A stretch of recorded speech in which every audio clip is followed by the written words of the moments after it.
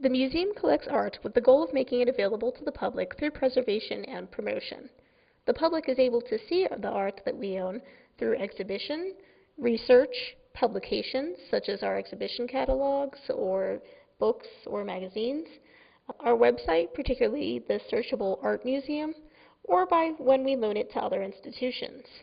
Currently, we have over 20,000 works of art in the permanent collection, and the collection has changed since we first opened in 1917.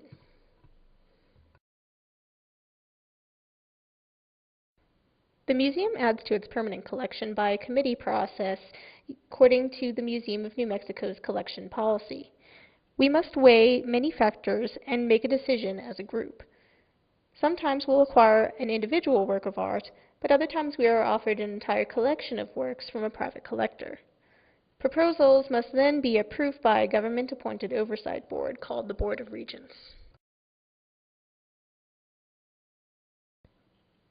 Some of the factors that we consider when deciding whether to acquire a work of art or not include the physical condition of the piece, who the artist is, monetary issues, laws governing purchase, provenance, how the piece fits in with our current holdings, potential use, and restrictions on access.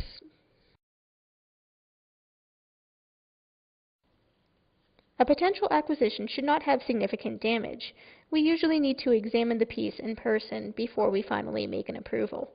Additionally, we avoid taking something that might compromise the safety and security of our museum staff or visitors, for example, if something is made out of toxic chemicals.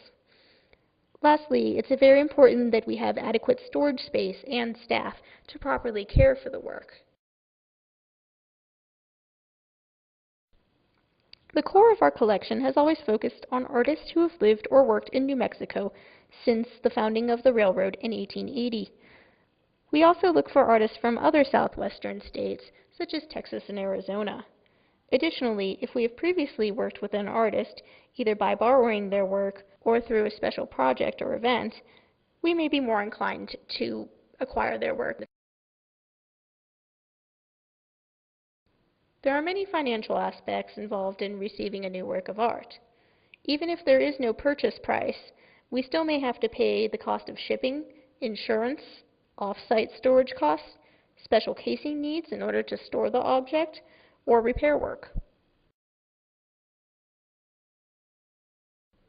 There are several laws that govern the purchase of art that we must abide by. The Native American Graves Protection and Repatriation Act, also known as NAGPRA, was a U.S. federal law enacted in 1990 to protect human remains, funerary articles, and sacred objects that can be affiliated with a Native American tribe. There is also the New Mexico Cultural Properties Act, fish and game laws at the federal and state level, for example, if the work includes bird feathers, import and export laws, and many others.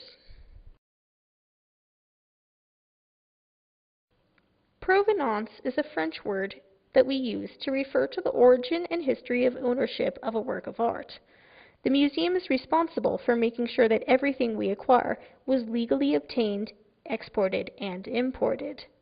Additionally, an object may be more valuable if it was owned by a public figure. When building a collection, it's important to consider how an individual piece fits in with the collection as a whole. There are many existing themes, geographical, subject, temporal, and use, that already exist in our collection, which we may want to build upon.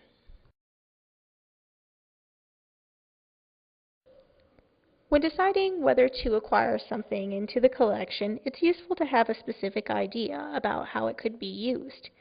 Whether it's used for research, reference, loan, exhibition, or education, as long as you have something in mind, it's more persuasive to the other committee members. Last but not least, we avoid collecting works that come with a lot of restrictions, because the ultimate goal of acquiring a work is to make it available for the public.